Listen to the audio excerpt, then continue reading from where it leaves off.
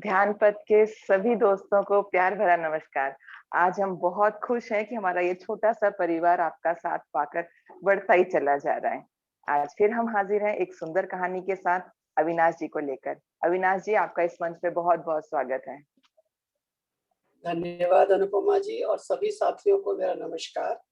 आज हम गौतम बुद्ध के साथ एक कहानी सुनते हैं। एक बार गौतम बुद्ध एक गांव में गए हुए थे।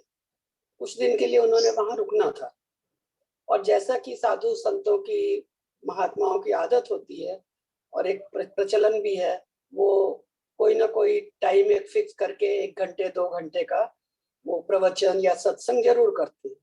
तो गौतम बुद्ध ने भी उस गांव में दोपहर में एक सेशन रखा, 1 घंटे का या 2 घंटे का।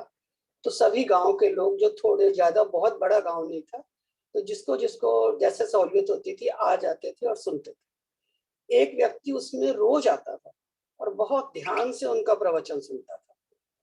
और रोज उसके मन के अंदर एक सवाल यहाँ तक आता था, लेकिन वो बोलता नहीं था कि इतने बड़े संत हैं, इनसे मैं कुछ बोलूं, कुछ पूछूं या ना पूछूं।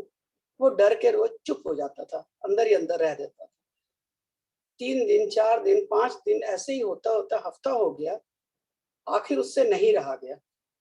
7वें दिन वो जिस समय उन्होंने प्रवचन किया, उसने सारा सुना। सुनने के बाद जब सभी लोग प्रणाम करके उठ के चले गए, लेकिन वो नहीं गया। गौतम बुद्ध बोले, मित्र क्या बात है, आज तुम्हारा जाने का विचार नहीं है? कहता, जी विचार तो रोज ही नहीं होता था, आपसे कुछ पूछना होता था पर मैं पूछ नहीं पाता था। कहते, पूछो। कहता, मैं ये पूछना चाहता हूँ, आप रोज कहते हैं कि हर इंसान मोक्ष पा सकता है, लेकिन कोई मोक्ष पाया तो अभी तक नहीं। इतने दिनों से आपका सुन रहे हैं। गौतम बुद्ध जी मुस्कुराए, मुस्कुरा के कहते हैं, एक काम करना, आज शाम को गांव में जाना, एक कागज और पेंसिल या पेन लेके जाना साथ में, और जितने गांव के लोग हैं सभी का नाम लिख के उनके सामने उनकी क्या आकांक्षा है, वो क्या चाहते हैं, वो लिख के लाना। किसी को छोड़ना मत, सबको। कहता है, अच्छा ठीक है।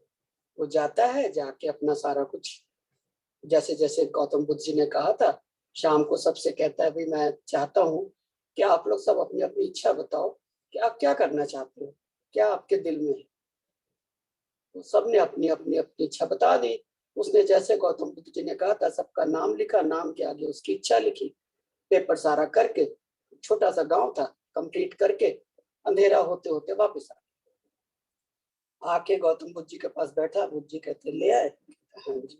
तुमने पढ़ा? कहता है, नहीं। कहता है, अच्छा अब ये पढ़ के बताओ, इसमें से कितने लोग मोक्ष के आकांक्षी, कितने लोग मोक्ष चाहते हैं? उसने पढ़ना शुरू किया। शुरू से लेके आखिर तक सारे बंदों की लिस्ट खत्म हो गई। किसी ने नहीं लिखा था मैं मोक्ष पाना चाहता हूँ। कहता है, बड़े आश्चर्य की बात है महात्मा जी, कोई भी नहीं कह रहा कि मैं मोक्ष पाना चाहता हूँ।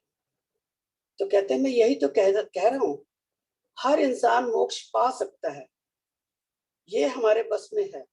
लेकिन हम पाना चाहते हैं कि नहीं पाना चाहते, ये तो हम चाहेंगे तब होगा ना। अगर हम मोक्ष पाना चाहेंगे तो हम मोक्ष पा सकते हैं। अगर हमारे अंदर आकांक्षा ही नहीं है, इच्छा ही नहीं है किसी चीज को पाने की, तो हमें वो यूनिवर्स या हमारा परमात्मा या हमारी वो शक्ति हमें कैसे दे सकती है? तो किसी चीज को पाने के लिए हमारे अंदर से विश्वास, श्रद्धा, लालसा, ललक सब होना चाहिए। तो गौतम बुद्ध की तरह सभी मोक्ष को पा सकते हैं, अगर पाना चाहे तो।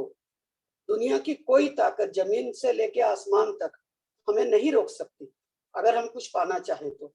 और उसी तरह अगर नहीं पाना चाहें तो कोई ताकत हमें देने के लिए भी समर्थ नहीं हो सकती। इसलिए हम क्या चाहते हैं वो अपने दिल में चाहें, उस पर विश्वास, श्रद्धा रखें, सच्चाई रखें, और प्रेम से उस शक्ति को नमन करते हुए उसको पाना चाहें, वो जरूर मिलेगी।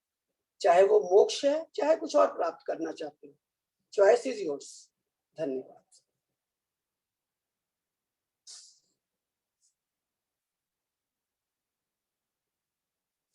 आवाज नहीं आ रही। बहुत सुंदर अविनाश जी, आपने बताया कि वो छुपी शक्ति सभी इंसान के अंदर है, बस उसे जगाने और समझने की जरूरत है। दोस्तों, आपको इसमें छिपी जो सीख है वो पता चली होगी। इसी तरह से अपना प्यार देते रहिए, हौसला बढ़ाते रहिए और हमारे चैनल को सब्सक्राइब करते रहिए।